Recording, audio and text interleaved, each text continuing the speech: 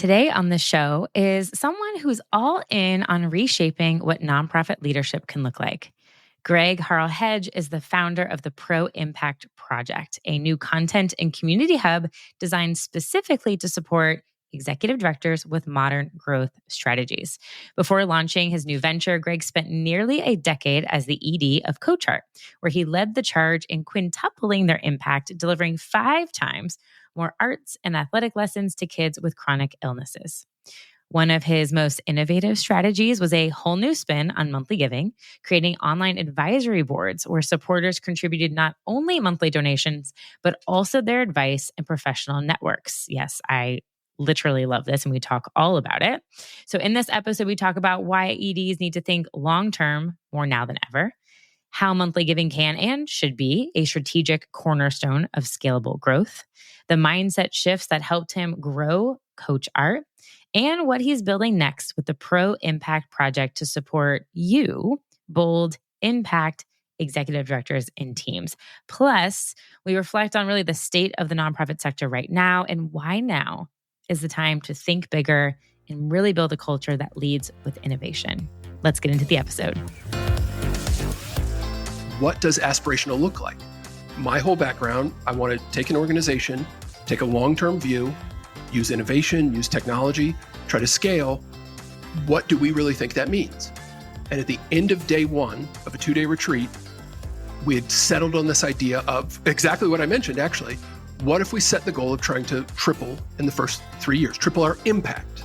I remember one of the board members said, I just thought that nonprofits, we had increased our impact about 5% a year every year, and I thought that that's what nonprofits were supposed to do. And then over the next 5 years, 5 or 6 years, we averaged an average of 37% year-over-year growth and impact every year. And there were a lot of things that we figured out, but I think it really just came from changing that mindset. Okay, so on the other side of the microphone is one of the clients I worked with years ago, back when I was living in Los Angeles, which is where Positive Equation all began. Greg, you have sat on both sides of the table now, an executive director at CoachArt, scaling impact, and now as a new founder of Pro Impact Project, which is very exciting, some snaps. What really excited you to, and inspired you, I guess, to launch this resource hub specifically for EDs on modern growth strategies? Yeah, a bunch of different things did. And thank you so much for having me. And I am trying to get the Pro Impact Project. We're waiting on our 501c3 approval. So I'm trying to get myself back over to the side of the table of being on the nonprofit side as soon as they'll let me back in. But yeah, a bunch of things inspired me. One of which, basically feeling like there were all of these things as the nonprofit sector was shifting, that EDs could approach the ED role in particular in all new ways that incorporate. I think there's been all of this innovation in terms of marketing and fundraising and technology, and that the ED role in particular still needs to have a bit of an innovation and overhaul in ways that combine all of those strategies together. And I would say that there are 2 different inspiration points that are really uniquely different. My dad spent his entire career in the nonprofit sector as a nonprofit exec in the 80s and 90s. I did not know that. Okay. He did. And he found it super fulfilling, but he also was constantly frustrated by a lot of this sort of systemic incrementalism, what we now call the overhead myth, all of these things that we're still wrestling with today, he found frustrating then. And so I got really interested, kind of what brought me to the nonprofit sector. He passed away my first year out of college, and I never at that point would have thought that I'd go into nonprofit. And a few years later, I got sort of obsessed with this idea of what does the future of the sector look like? How can we modernize and overhaul this? And the one other inspiration that I want to call out is you and what you've done. Oh, gosh, thanks. Yeah, absolutely. That was not what I thought you were going to go with. Well, you mentioned, that we had worked together. I don't even know if I've told you this, but when CoachArt was planning on expanding nationwide, I had always had in mind, okay, that's when we really want to ramp up the amount that we start working with you. It was like, we're going to go nationwide. We're going to roll out a whole new fundraising plan all across the country, people who have never heard of us, and we've got to go to Dana. And I reached out to you and you said, I'm kind of shifting into, I think I can make more of an impact creating content and courses and things that scale more. And you're the first person in our sector who I had seen doing that. And so the entire time that you've been on your journey, I've been, very much a fan of the work that you've been doing and thinking, what would it look like to eventually do that for EDs? And that's essentially what I'm trying to do now. So I love this. Okay, so thank you for saying that. That is very kind. I didn't know the history and the background of your dad all the years that I've known you. Do you think, I actually was having this conversation. I was at a Braves game. I'm part of the Young Nonprofit Professional Board in Atlanta, although I'm definitely on the latter half of the age range of that group. But we were kind of talking about, when is it your time to move on as like an ED of an organization, where it's like your sweet spot is this and you accomplish that and then you give it to somebody else to bring new life to get to the next point. Because I see this a lot of time with like founders. And I have a friend who founded a school and she's kind of in this mode where she really rocked at the beginning stages in the building. And then now she's seen some challenges and some struggles. And I frankly told her, like, maybe that's your zone of genius. Do you think that some EDs hold on too long and that they just stay and stay and stay when maybe it's not best serving the organization anymore? I don't know if that's a weird thing to say, but it's like, did you see yourself really having a lot of momentum in a certain part of your ED years at CoachArt, and then you were like, okay, I need to let somebody else step into this? Like, does that ever go through your mind when you were in that position? Yeah. And now having left, I look back and wonder, did I stay too long? And did I succumb to exactly that? When I sort of developed that passion and career obsession with what the future of nonprofit leadership looked like, I was about 30 years old. And I thought, should I start an agency and try to do consulting? And I thought, I think I want to do this in 2 stages. Try to run an organization, develop that framework. What do I think the modern framework for running an organization looks like? And then shift into something where I'm trying to more broadly be part of a sector-wide communication and conversation about that. And we had a longtime number 2 at CoachArt, Molly Durr, who's amazing. And I would always tell her, I think I'm about 2 years away from that transition. And every year we would have this big conversation and I would say, I think I'm still about 2 years away. And once we go nationwide, then I'll do 1 more year. And then we went nationwide. It was like, yeah, but there's all the, now we're into this community flywheel. There's always more that you could dig into. Yeah. And so, when I finally did move on, she now is taken over as the executive director. She's doing an awesome job. I mean, she is going to be better at it than I ever was. And I look back and think, yeah, did I hit that sweet spot right? Or did I stay too long? Because it's so easy. There is always something else. The goalpost can always move to, okay, when we've done this achievement, then it'll feel like we've accomplished what we meant to do. So that's exactly what my friend is at. Yeah. She has said the exact same things. And it's like, everybody's in these roles, like, normally has such a good heart and wants to see things through. But she finally was like, I'm not getting us there.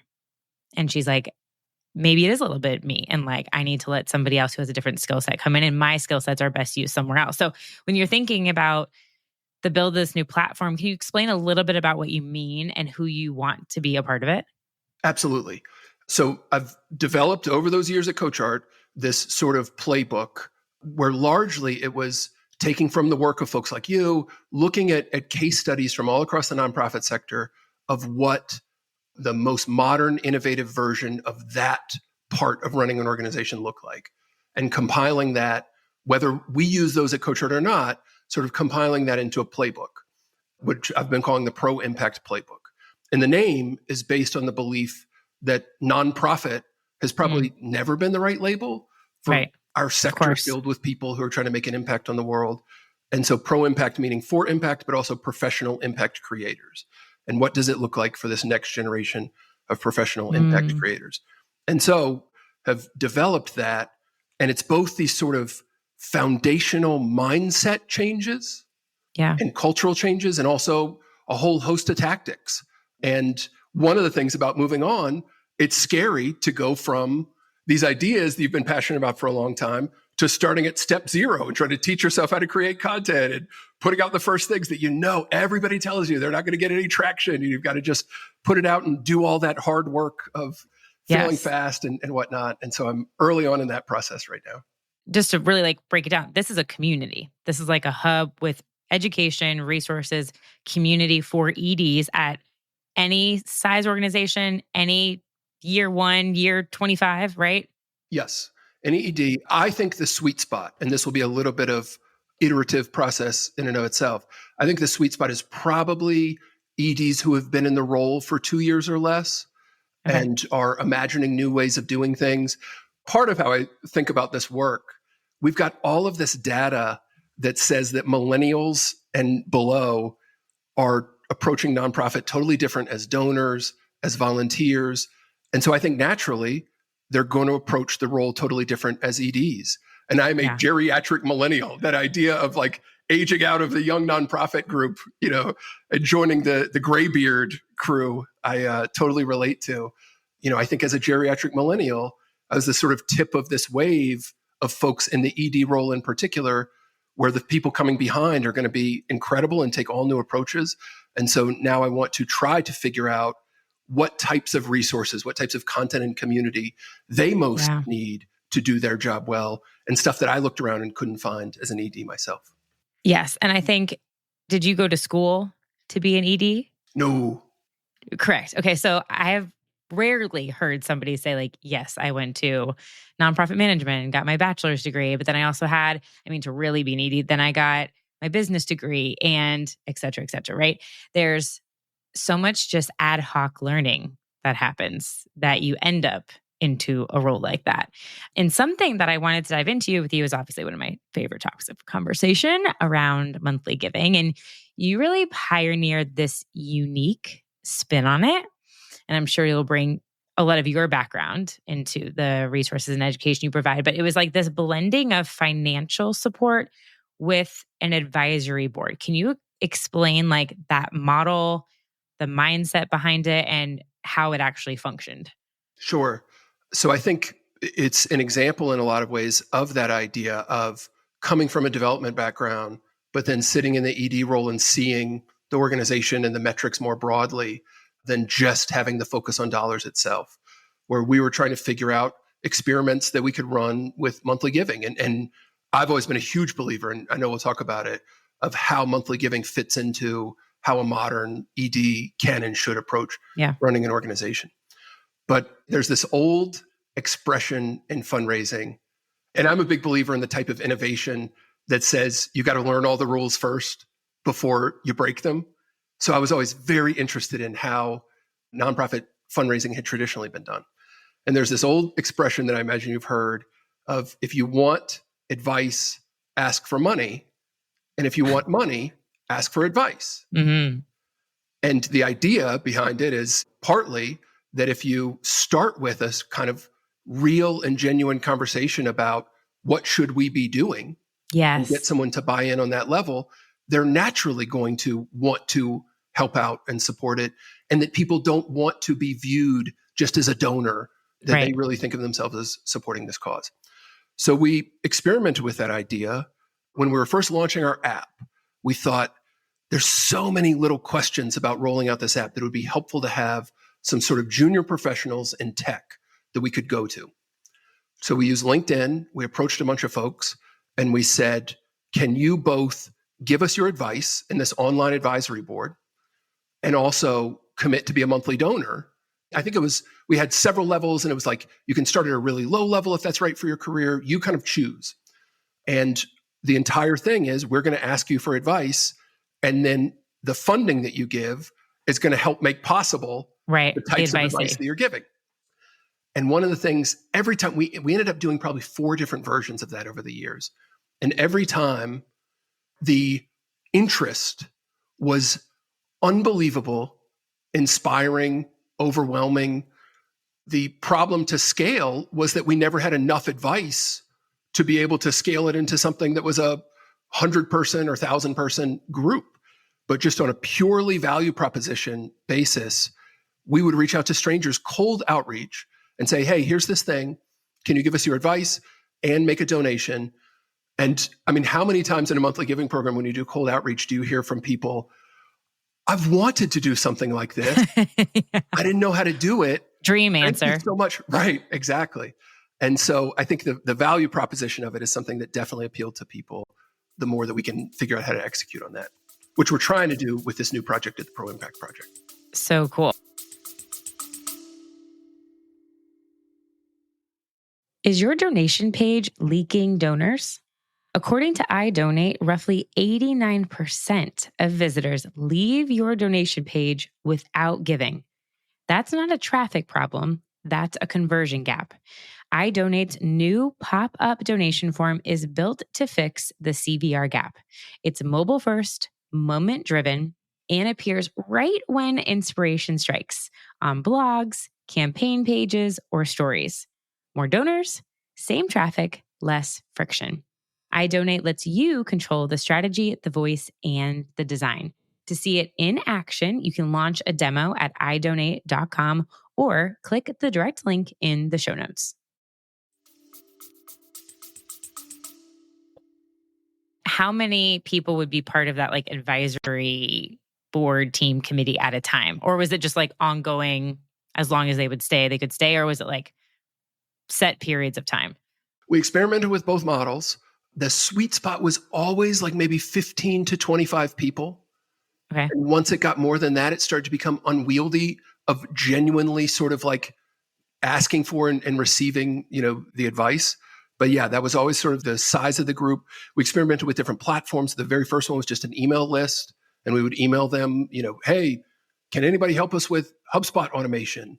We always were trying to tinker to find the right sort of execution of it on something that definitely felt like, an idea that people were into. So cool. I love that. And literally to your point about this is, and listeners have heard me talk about this before, but the genesis of me being a monthly donor to the Hope booth, and then Gloria Umana, the founder, asked me for advice. She's like, will you jump on a call? We're really trying to figure out how to grow the movement, their monthly giving program. So we jumped on a call. And one of my ideas to her was that you should host local parties with members of the movement. And so, of course, she was smart. She goes, well, would you host one? And I was like, yeah, I would actually. And I was like, you got me. I mean, literally like from your mouth to fruition. And I just hosted that in March and it was super fun. It was like my birthday party. So that is very true. I love that example. Okay. I will ask one more question about monthly giving and then I will jump on to the next topic. But for EDs that are resistant to a recurring giving program, what are your thoughts? I think, and it's interesting, I've been thinking about this a lot. You posted something similar about this on LinkedIn. I think part of what we're trying to do at Pro Impact Project is shift the mindset where there is all of this external systemic pressure on executive directors to think more short term rather than long term, especially compared to CEOs in for-profit or for a tech startup or whatnot. We've got all of these metrics and everything else that are overly sort of aimed at short term. So I think as an ED's perspective shifts towards the long term, monthly giving starts jumping out as just the most natural thing that your organization can focus on to align. I mean, just the fact that we know that monthly giving has a higher lifetime value than pretty much any other type of giving. I think then it needs to flip the question to EDs. Well, if it has the higher lifetime value, what very good reason do you have why that's not the single biggest thing that you're focusing on? Do you think it's the ED as much as do you think it's the board? Is the board putting the pressure on the ED for the short term? The board, and I think it goes beyond board, that we've got foundations that are very focused on this year's P&L. And, whether you're in the red or not, regardless of how much you have in cash reserves, there's this system. I mean, even the overhead myth specifically is sort of focused on, well, how much, this donation that I give you, what are you going to turn around and spend it on tomorrow, as opposed to what's your vision for creating impact with this in the long term? And so I think it's systemic. I think we contribute to it in a lot of ways rather than pushing back on it. And that the single most part of the Pro Impact playbook is the idea that the single most important thing that any ED can do is try to refocus everyone's attention, your team, your board, on here is our inspiring long-term vision for how we're going to create an impact, and that we need to be the ones who are trying to shift that perspective. Yep. And when you say long-term, what does that equal to you? It depends. I think it depends on that organization and the mission and what their vision really looks like. I think anywhere from 3 to 10 years. I think so often our vision statements are something that are really nebulous and almost impossible to achieve. Right. We want every single person affected by this illness to have access to this, as opposed to 3 years from now, we want to triple what we're doing. Right. As a starting point, an exercise that I recommend for folks, for EDs in particular, but anybody really, just on the back of a napkin, I call it the 3X, 3Y exercise, that if you were to try to triple your impact in 3 years, that if you just start from that, what would that look like? What would be the barriers to that? What would you need? What investments would you need? And if you come up with a price tag at the end of that for what it would take to do that, you then have a napkin that you could take to a donor and say, hey, I want to get your advice on how does something like this sound? That type of exercise that I think we could do more of. The very tangible, specific storytelling around it. Yes, I definitely agree. There's so many things that you do in an ED role. Was there something that you constantly wrestled with or that were challenges with that you hope to help others with through the platform? Yeah. My answer to that is there were so many things about what does that idea look like in execution of shifting perspective from short-term to long-term that I wish that I had realized much earlier and realized too late in the game, which is why you want to stay there and say, okay, well, actually, let's spend 2 more years working on this. But like one of them that just in the last year that I was there hit me like a ton of bricks was the idea of investing in building our email lists. Yeah. Every fundraiser we talked to when we would interview people would say, okay, well, how many emails do you have? Well, I want to rate set with you, level set, how much we'll be able to fundraise. And it was like, okay, well, who does email list building? What does that look like? Other than just our newsletter, why would someone want to give us their email? We can't offer them a coupon. We can't offer them a lead magnet. And that's the kind of thing where we started to figure it out towards the end of my tenure, that I want to take the things that took us years of trial and error and say, okay, now you all take this and move the ball forward and really optimize this. You definitely could do lead magnets. There's a bunch of things that CoachArt could do as lead magnets for parents with kids that you were working with. There's lots of things I could think about. But what about for donors? Those families and the supporters of those families then could become the supporters. That's true. I'll tell you one sort of thing that we started to experiment on a kind of lead magnet idea, or why would someone give you their email, a potential donor give you their email. We started experimenting with this concept that we called micro impact. And the idea that there were ways, online ways, that with a click of a button and just a few words, just a little bit of time, anyone could make a positive impact on one of our kids. Oh, that's cool. And we took examples that you see go viral on Twitter or whatnot. And we would, find kids. One of our first ones was a kid who was starting high school. And he said, what's your advice? That I'm nervous about starting high school, period. But as a child affected by chronic illness, I'm particularly worried about how I'm going to be received. What are people's best advice for starting high school? And we just posted that blog and said, to comment, you have to give us your email to be able to add it on here, but give us advice or give 50 shout outs to this child who has a surgery coming up next week. Things like that, these sort of micro impact that people had to give their email to participate in. That's a really great idea. That's really cool. I mean, with ideas like that are very creative, and you were talking about like the kind of the 3X, you did that when you were at CoachArt, that growth. Like, what do you think it was about? Was it the team? Like, what strategies, what was the most transformational during your time that allowed you to see transformational growth with the organization that other EDs are just like maybe grasping for right now, that allowed you? Was it to feel supported by, did you have the right people? Did you just have the ideas and the team to execute it? Can you talk a little bit about that? Sure. We had a lot of advantages at CoachArt. We had an amazing team who stayed for a really long time. We had a board who was willing to buy into this idea. But I'll tell you, I think the single most transformational change was just that shift in mindset. And it was literally my first day as the ED. We did a handoff with the previous ED at the annual board retreat. And it was a 2-day retreat, and it wasn't very scripted because I was just coming in. She had sort of prepared some, it was this very transitionary period, and she was amazing. And she had done a lot to focus the organization's work, which I'm incredibly grateful on.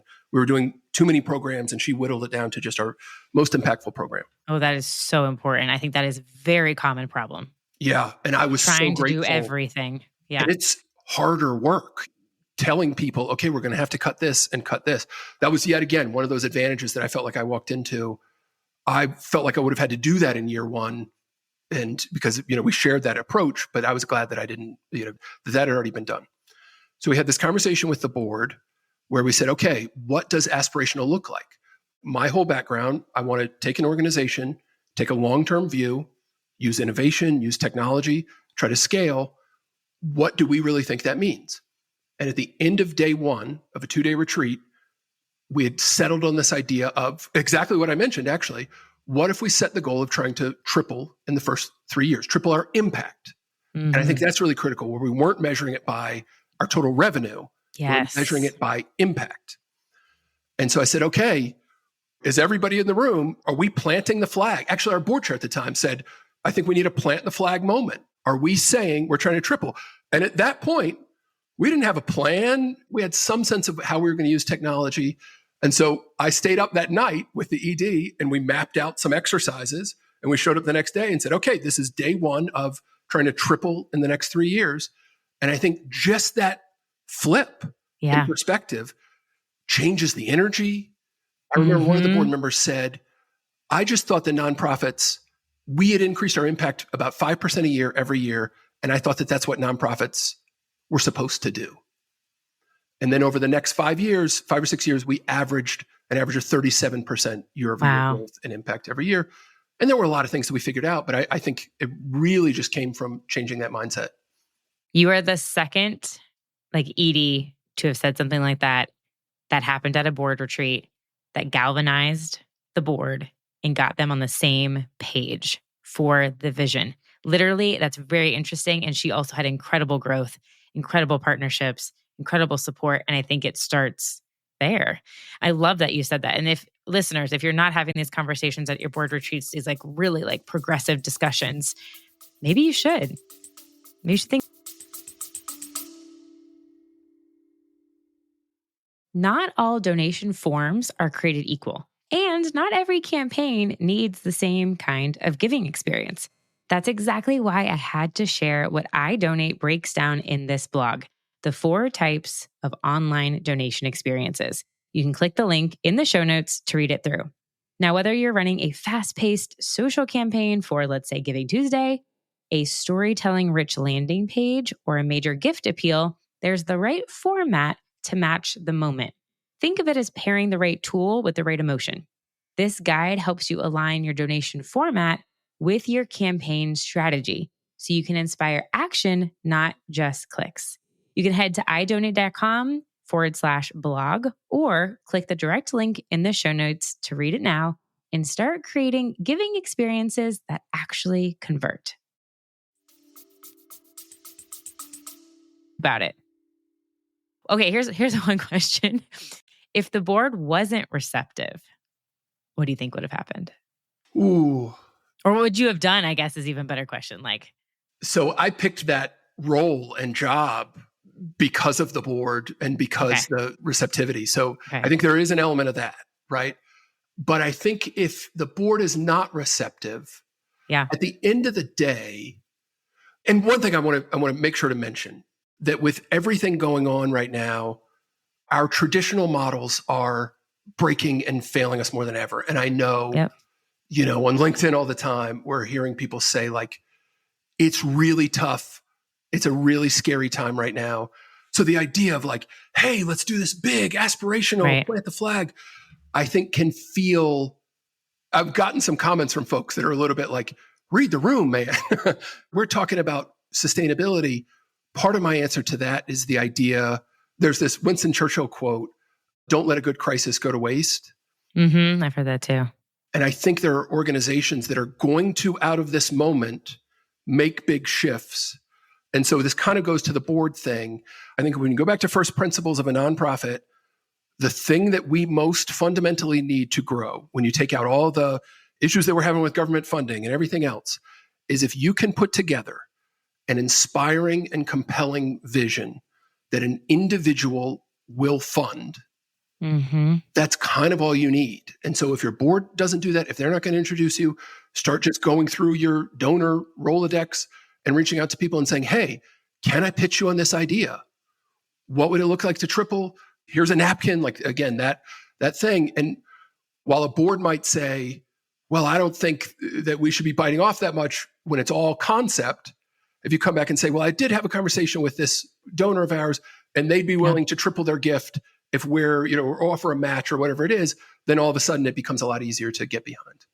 Yes. Oh my gosh, I love that you're mentioning this. I'm trying to look behind me and see if I have the book. It's I don't know if I have it behind me. One of my favorite books is Obsessed.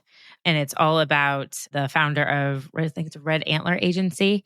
And she helped build the Caspers of the world, like some of the most well-known Allbirds, like some of the most like well-known social impact kind of like based for-profit brands, and talked about like what makes us as humans, as individuals, like obsessed with like a particular brand that we want to buy a sweatshirt that looks exactly like another sweatshirt, but it has to have that logo on it or I'm not going to, you know what I mean? Like people are super fans of Patagonia because of what it stands for and what their brand identity is versus another one that they're like, nope, not going to do that one, but I'm going to pay more for this one.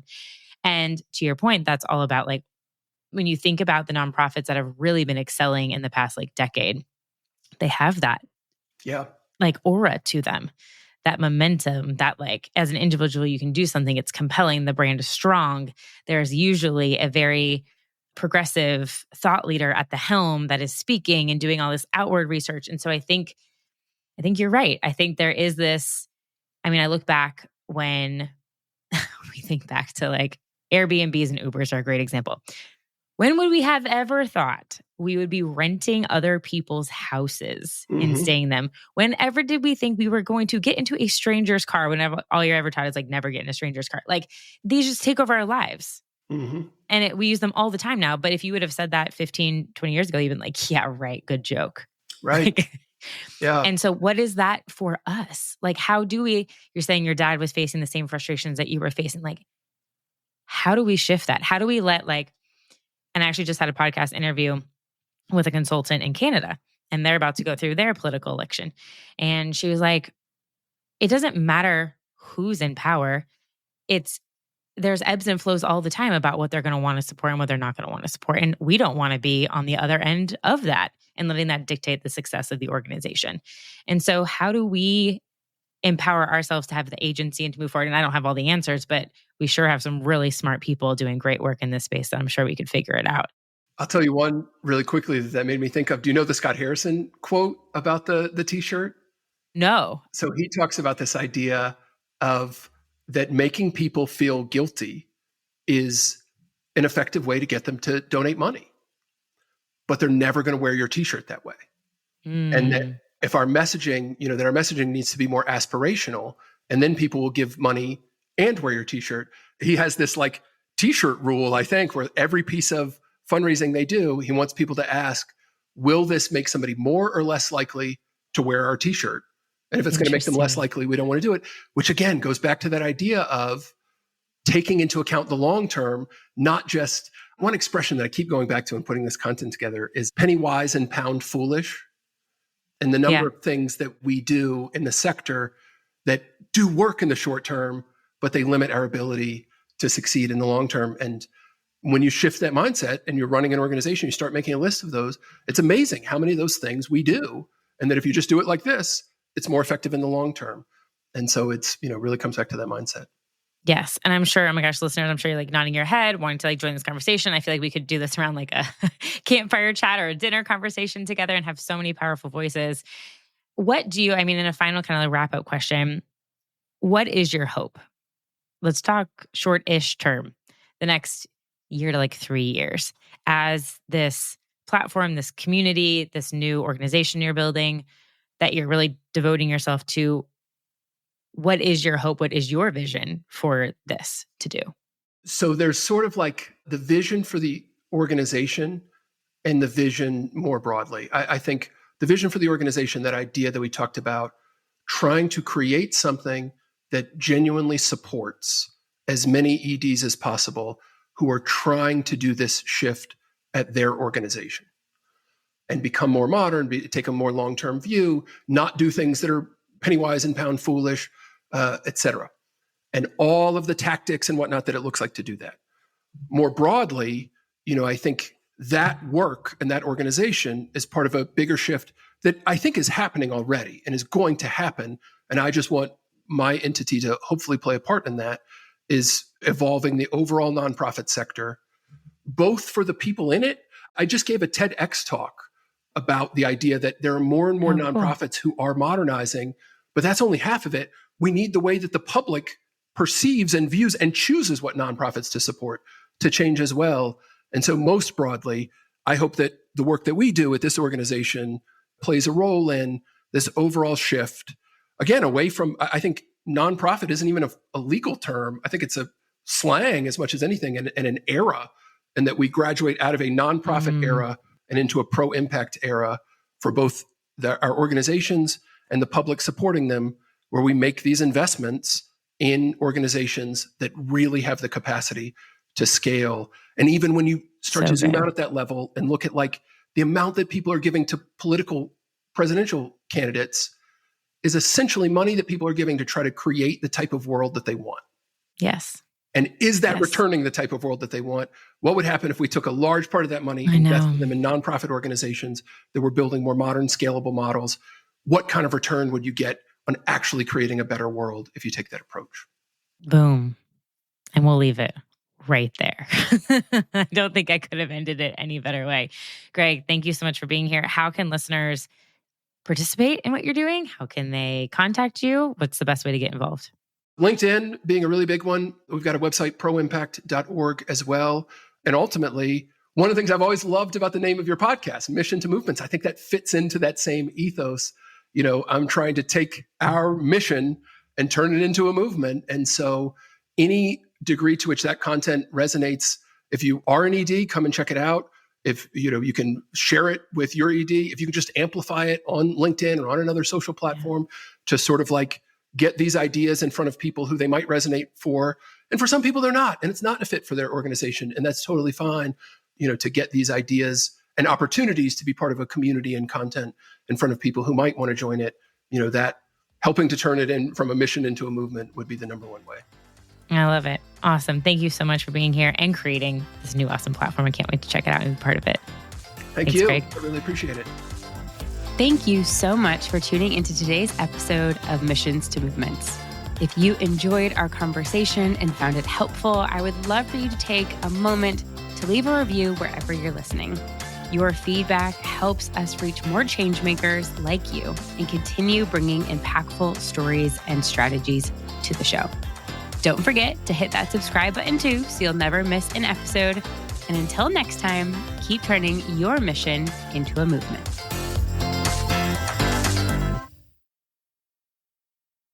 Thank you so much for listening to today's episode. I hope it was helpful and valuable to you. And I wanted to let you know my signature program, the Monthly Giving Mastermind, applications are open for the 6th round that will start in July. If you are someone that wants to increase your monthly recurring donations, but just have not had the time, the bandwidth, the people around you to do it, this is the opportunity. You can head to positiveequation.com/mastermind to learn all the details. I have a video that breaks it down. I showcase what we're going over every month. It essentially takes the 5-step framework that I teach in my book and puts it into practice that we do for you. So head to positiveequation.com/mastermind to learn more and apply.